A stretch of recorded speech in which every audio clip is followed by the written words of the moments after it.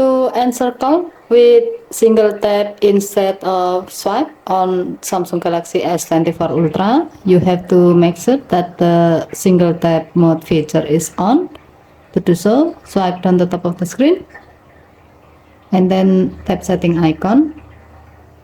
Scroll down the screen to find accessibility. Tap accessibility and then tap interaction and dexterity.